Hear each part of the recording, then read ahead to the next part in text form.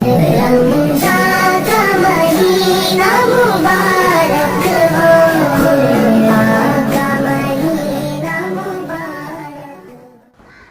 علیکم ورحمۃ اللہ وبرکاتہ۔ الحمدللہ رب العالمین والعاقبۃ للمتقین والصلاة والسلام علی سید الانبیاء والمرسلین، اما بعد فاعوذ باللہ من الشیطان الرجیم، بسم اللہ الرحمن الرحیم۔ قال عز وجل فی القرآن العظیم، اقیم الصلاۃ وآتوا الزکاۃ صدق اللہ العظیم۔ بعد توحید کے متوال و شمع رسالت صلی اللہ تعالی علیہ وسلم کے پروانوں، آج کی ہماری نشست مسائل زکوٰۃ ہی کے حوالے سے ہے، مگر آج کی نشست میں ہم یہ سمجھیں گے کہ زکوٰۃ کن لوگوں کو دیں۔ جن لوگوں کو زکوٰۃ دی جائے گی، اس سے متعلق کچھ ضروری باتیں آپ نے گزشتہ کل کی نشست میں سماعت کی تھیں۔ آج انہی افراد پر مشتمل تفصیلی گفتگو ما وضاحت کے آپ سماعت کریں گے۔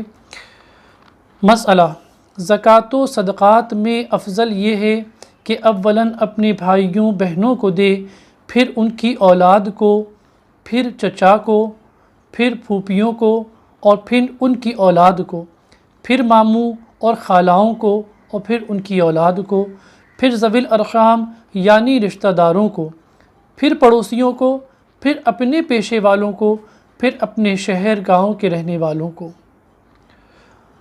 عزیزان گرامی، میں نے کل بھی عرض کیا تھا کہ ہم زکوٰۃ سارے جہان میں تقسیم کر رہے ہوتے ہیں، مگر ہمارے ہی کچھ ایسے رشتہ دار ہوتے ہیں جو بہت قریبی رشتہ تعلق رکھتے ہیں، مگر اس کے باوجود ہم انہیں زکوٰۃ نہیں دیتے۔ فقہائے کرام نے سب سے پہلا حق رشتہ داروں کا رکھا۔ رشتہ داروں میں بھی سب سے پہلا حق اپنے بھائی اور بہنوں کا ہے۔ الحمدللہ ذاتی مشاہدہ اس بات پر رہا کہ بے شمار لوگ ایسے ہیں جو صاحب ثروت ہیں، زکوٰۃ دیتے ہیں، صاحب نصاب ہیں، مگر وہ اپنے بھائی اور بہنوں کو بھولے بیٹھے ہیں۔ وہ دوسروں کو تو زکوٰۃ تقسیم کر رہے ہوتے ہیں، مگر اپنے بھائی اور بہنوں کو زکوٰۃ نہیں دیتے۔ اس لیے سب سے پہلے اگر کوئی شخص صاحب نصاب، صاحب ثروت ہے، اللہ تعالیٰ نے اسے نعمت عطا فرمائی، مال و دولت اللہ کی ایک بہت بڑی نعمت ہے۔ اگر آپ کے پاس مال و دولت نہ ہوگا تو آپ حج کے لیے کیسے جا سکیں گے؟ آپ اللہ کے گھر مسجد کی تعمیر کیسے کر سکیں گے؟ آپ دین کی راہ میں پیسہ کیسے لگا سکیں گے؟ آپ صدقہ اور خیرات، غربا اور مساکین کی مدد کس طریقے سے کر پائیں گے؟ زکوٰۃ کیسے دیں گے؟ تو یہ مال جہاں آزمائش ہے، فتنہ ہے، فساد ہے، وہاں اللہ کی نعمت ہے۔ نعمت اس طریقے سے ہے کہ جب ہم اللہ کی راہ میں خرچ کرتے ہیں تو یہ نعمت بن جاتا ہے، اور جب اللہ کی راہ کے علاوہ گناہوں میں خرچ کرتے ہیں، حقوق کی ادائیگی سے روگردانی کرتے ہیں تو یہ وبال بن جاتا ہے۔ اگر یہ مال مطلقاً برا ہوتا تو اللہ اپنے محبوب بندوں کو مال نعمت کی شکل میں کبھی نہ عطا فرماتا۔ کیا ہم نہیں جانتے حضرت شیخ عبدالقادر جیلانی معروف با غوث اعظم رضی اللہ تعالیٰ عنہ خود ایک بڑے تاجر تھے، رئیس تھے۔ حضرت عثمان غنی رضی اللہ تعالیٰ عنہ کتنے امیر و رئیس تھے۔ حضرت سلیمان علیہ السلام نبی ہیں، کائنات کی تمام دولت کے خزانے اللہ رب العالمین نے حضرت سلیمان علیہ السلام کے زیر نگوں فرما دیے۔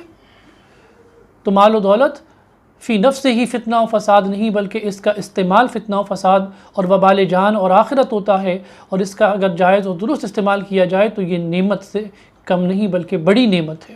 اس لیے اب جب زکوٰۃ دی جائے تو سب سے پہلا لحاظ اس بات کا برتا جائے کہ ہم اپنے بھائی اور بہنوں کو دیں۔ میں ترتیب پھر عرض کر دیتا ہوں کہ پہلے اولاً اپنے بھائی بہنوں کو دیں، پھر ان کی اولاد کو۔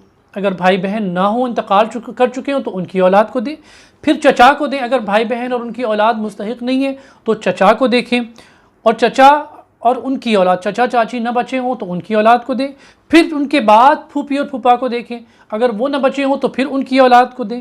اگر چچا چچی، پھوپھا پھوپھی اور بھائی بہن اور ان کی اولاد میں کوئی مستحق نہیں تو اس کے بعد آپ پھر ماموں پر جائیں، ماموں کے ہاں دیکھیں، ماموں حیات ہیں، ماموں ممانی ہیں، ان کی اولاد اگر مستحق ہے تو ان میں دیں، اور اگر وہ بھی نہ ہوں تو اس کے بعد ترکیب میں خالہ خالو کو دیں، اگر خالہ خالو بھی نہ رہے تو ان کی اولاد کو دیں۔ اور جب ان کی اولاد بھی نہ رہے مستحق، یہ قریبی رشتے ہیں، خون کے انتہائی قریبی رشتے ہیں، اور جب یہ بھی نہ رہیں، نہ رہیں سے مراد یہ کہ مستحق زکوٰۃ نہ ہو، تو اس کے بعد ذوی الارحام یعنی وہ جو آپ کے قریبی رشتے ہیں، جو اس کے بعد جو رشتے ہمارے بنتے ہیں کہ ہمارے چچا زاد ہیں، ہمارے تایا زاد، پھوپھی کے تایا زاد، ہمارے والد کے چچا زاد، ہمارے دادا کے چچا زاد، ہماری خالہ کے چچا زاد، ہماری سسرال کی طرف آپ چلے جائیں ان کے جو رشتہ دار، تو اس کے بعد آپ اس طرف جائیں، ذوی الارحام جو آپ کے رشتہ دار ان کی طرف جائیے، اور جب آپ ان تمام رشتوں سے فارغ ہو جائیں تو اس کے بعد آپ پھر بھی باہر نہیں جائیں گے۔ فقہا فرماتے ہیں اس کے بعد بھی آپ کو اپنے پڑوسیوں کو دیکھنا ہے، اور ہم اپنے پڑوسیوں کے تو خواب میں بھی نہیں سوچتے کہ ہم اپنے پڑوسیوں کو زکوٰۃ دیں، خواب میں ہماری یہ خیال میں یہ بات نہیں آتی، تو ہمیں پڑوسیوں کو بھی دیکھنا ہے۔ حضور نبی کریم صلی اللہ علیہ وسلم کی وہ روایت یقیناً آپ نے سنی ہوگی، آپ کے علم میں ہوگی، کہ میرے آقا کریم صلی اللہ علیہ وسلم فرماتے ہیں کہ جبریل امین نے مجھے پڑوسیوں کے اس قدر حقوق بیان کیے کہ مجھے یہ گمان گزرا کہ مبادا کہیں ملکیت میں پڑوسی کا حق نہ بیان کر دیا جائے۔ اللہ اکبر! اور ہم سب سے پہلے اپنے پڑوسی کو بھلائے بیٹھے ہوئے ہیں۔ تو عزیزان گرامی، زکوٰۃ جو ہے اس ترتیب سے آپ اپنے پڑوسیوں میں بھی تلاش کریں، اور پھر اس کے بعد جب پڑوسیوں میں بھی نہ رہے تو اس کے بعد ہم پیشہ افراد، اگر آپ کہیں سروس کرتے ہیں تو اس میں آپ کے جو کلیگ ہوں گے ان کلیگ میں آپ تلاشیں، ہو سکتا ہے کوئی پیون ہو سکتا ہے آپ کے ہی کوئی ایسے ساتھی ہوں جو کما تو اچھا رہے ہوں لیکن وہ بیچارے اس قدر مفلوج ہوں، مفلوج الحال ہوں کہ ان کی کمائی کے بعد ان کا گھر خرچ نہ چل پاتا ہو، وہ مقروض ہوں، بڑے پریشانی میں ہوں، ان کے لیے گزر بسر مشکل ہو رہی ہو، خواہ وہ کتنی کمائی کیوں نہ کر پا رہے ہوں لیکن ان کا گزر بسر نہ ہو پا رہا، وہ مقروض ہوں، اور ان کی حاجت اصلیہ بھی جو ہے وہ اس طرح سے ہو کہ وہ پوری نہ ہو پا رہی ہوں ساری چیزیں، اور شرعی فقیر کی کیٹیگری میں اگر وہ آ جاتے ہوں تو آپ ان کو بھی دیکھیے۔ اس کے بعد پھر اپنے شہر یا گاؤں جہاں آپ رہتے ہیں ان کے لوگوں کے درمیان آپ تقسیم فرمائیں۔ تو یہ ایک ترکیب ہے، اس کو آپ ذہن میں رکھیں۔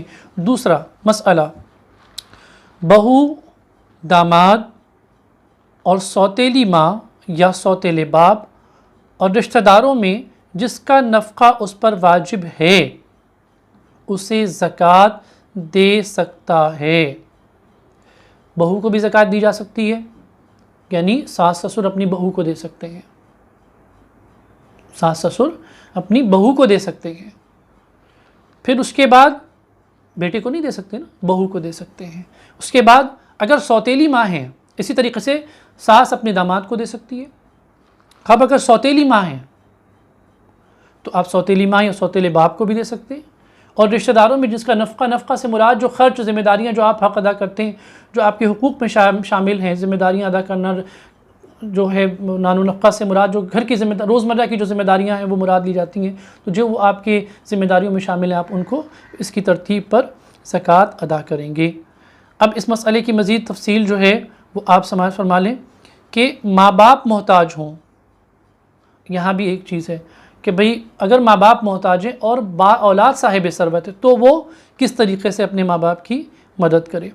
شریعت مطہرہ نے شرعی ہیلے کی ایک بڑی اچھی ترکیب بنائی، لیکن فی زمانہ اس کا میں نے کل بھی عرض کیا کہ بڑا غلط استعمال ہو رہا ہے۔ اگر کوئی شخص کسی اپنے کی مدد کرنا چاہتا ہے اور شریعت مطہرہ نے، فقہاء کرام نے اس کی مدد براہ راست زکوٰۃ سے کرنے سے منع فرما دیا، اور آپ کے پاس اتنی وسعت نہیں ہے کہ بلا زکوٰۃ آپ کسی خطیر رقم سے، کسی بڑی رقم سے اس کی مدد کر سکیں، اور رمضان شریف میں زکوٰۃ کی شکل میں آپ کے پاس بڑی رقم نکلتی ہے، تو آپ اس وقت اس کا شرعی ہیلہ کریں۔ آپ سوچیں اگر آپ کسی اپنے قریبی رشتہ دار کو، جس کو آپ براہ راست زکوٰۃ نہیں دے سکتے، ہر سال 15-20 ہزار روپے کی زکوٰۃ جو آپ کی نکل رہی ہو، کسی کی 15، کسی کی 20، کسی کی 50، کسی کی 60، کسی کی 80، کسی کی 100، 1 لاکھ، کسی کی جو بھی جو رقم نکل رہی ہو، خطیر رقم جو ہے، اگر آپ یہ ہر سال اس کو دیں تو بتائیے کیا اس کے مسائل حل نہ ہو جائیں گے اور چند سالوں میں وہ زکوٰۃ دینے والا نہ بن جائے گا؟ غور کریں، آپ خود سوچ کر دیکھیں۔ آپ زکوٰۃ کا اگر یہ نظم بنا دیا جائے اور حیلہ شرعی کا صحیح استعمال کیا جائے تو ہمارے اپنے جو رشتہ دار ہیں، جو قریبی اعزاء اور اقرباء ہیں، زکوٰۃ کے مستحقین ہیں، وہ زکوٰۃ کے اس درجے پر پہنچ جائیں گے کہ انشاءاللہ چند سالوں میں زکوٰۃ دینے والے بن جائیں گے، لینے والے کی بجائے۔ تو اگر اس طریقے کو بھی اختیار کیا جائے تو یہ طریقہ بہت زیادہ اہبت ہے، بہت زیادہ بہتر ہے اور بہت زیادہ مستحسن ہے۔ یہ مسئلہ سماعت فرمائیں اگلا، ماں باپ محتاج ہوں اور ہیلہ کر کے زکوٰۃ دینا چاہتا ہے تو یہ فقیر کو دے، پھر فقیر انہیں دے، یہ مکروہ ہے۔ یوں ہی ہیلہ کر کے اپنی اولاد کو دینا بھی مکروہ ہے، مکروہ ہے لیکن زکوٰۃ ادا ہو جائے گی۔ مکروہ کی تعریف جو ہے وہ ہے کراہیت، ناپسندیدہ عمل۔ شریعت میں جب کوئی عمل ناپسندیدہ ہوتا ہے تو اسے مکروہ کہا جاتا ہے، اور مکروہ کی 2 اقسام ہیں، مکروہ تنزیہی اور مکروہ تحریمی۔ تنزیہی میں رعایت ہے اور تحریمی میں رعایت نہیں ہیں، اس لیے مکروہ تنزیہی ہے، یعنی مکروہ ہے، آپ اس میں کراہیت علماء نے محسوس فرمائی کہ اپنے ماں باپ کو نہ دے اور ماں باپ اپنی اولاد کو نہ دیں ہیلا کر کے، لیکن اگر اس کے علاوہ کوئی چارہ نہ ہو ان کی مدد کرنے کا تو آپ اس صورت میں ان کی مدد کر سکتے ہیں۔ بلکہ میں تو یہ کہوں گا کہ اس سے بہتر ہے کہ وہ در در کی ٹھوکریں کھائیں، بھکاری بن کر دوست احباب سے قرضے مانگیں، ادھارے مانگیں، ان کی عزت و ناموس بدنام ہو، وہ رستے پر آئیں۔ اس سے بہتر ہے کہ ہم اس شرعی ہیلے کا استعمال کرتے ہوئے ان کی مدد کرتے ہیں۔ مسئلہ، صحیح تندرست کو زکوٰۃ دے سکتے ہیں اگر کمانے پر قدرت رکھتا ہو؟ عوام میں یہ مشہور ہے، دیکھیے وقت ہمارا گزر چلا، عوام میں یہ مشہور ہے کہ جو کما رہا اس کو زکوٰۃ دینے کی کیا ضرورت ہے؟ ارے جناب، آپ سے کس نے کہہ دیا، یہ مسئلہ کس نے آپ سے بیان کر دیا کہ بھائی جو کما رہا اسے زکوٰۃ نہیں دے سکتے؟ جو کما رہا ہو، خواہ وہ 15,000 کما رہا ہو، 20,000 کما رہا ہو، اس کو کنبہ بڑا ہے، لوگ زیادہ ہیں، اس کے خرچے وہ پورے نہیں کر پا رہا ہے، اور 8 آدمی 10 آدمی 12 آدمی ہیں، ایک آدمی 20,000 روپے مہینہ کمائے گا، اور وہ بیچارہ اگر بالفرض کرائے پر بھی رہ رہا ہو جس میں 8-10 ہزار روپے اس کا کرایہ چلا جا رہا ہو، 4-5 ہزار اس کا بتی کا بل جا رہا ہو، بتائیے کیا آپ 20,000 کمانے والے کو زکوٰۃ نہ دیں گے؟ کیا وہ شرعی فقیر کی کیٹیگری میں نہیں آ رہا ہے؟ آپ کو یہ کس نے کہہ دیا کہ کمانے والے کو زکوٰۃ نہیں دے سکتے؟ فقیر سے مراد شرعی فقیر ہے۔ میں نے پہلے عرض کیا کہ فقیر سے مراد وہ پروفیشنل بھیکاری نہیں ہے، بھیک مانگنے والے، شرعی سے مراد وہ شرعی فقیر ہے، جس کی وضاحت میں نے آپ سے پہلی نشست میں کی ہے۔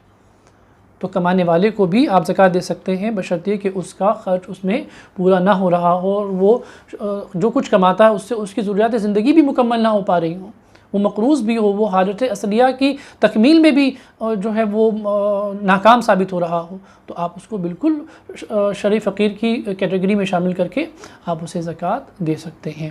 یہ چند ضروری مسائل تھے۔ اب انشاءاللہ اگلی نشست میں ہم یہ سمجھیں گے کہ کن لوگوں کو زکوٰۃ نہیں دے سکتے، اور جن کو ہم زکوٰۃ نہیں دے سکتے اس کے بعد پھر ہم آئیں گے متفرق مسائل پر زکوٰۃ کے، جو نئی شکلوں میں لوگوں کے سامنے، علماء و فقہاء کے سامنے رکھے جاتے ہیں، اور علماء و فقہاء اس کے حل بتاتے ہیں۔ انشاءاللہ ہم اس پر بھی گفتگو کریں گے۔ اللہ رب العالمین مجھ سمیت ہم آپ سب کو کہنے سننے سے زیادہ عمل کرنے کی توفیق نصیب فرمائے، آمین بجاہ النبی الکریم علیہ افضل الصلاۃ و اکرم التسلیم، وما علینا الا البلاغ المبین۔ السلام علیکم ورحمۃ اللہ تعالی وبرکاتہ۔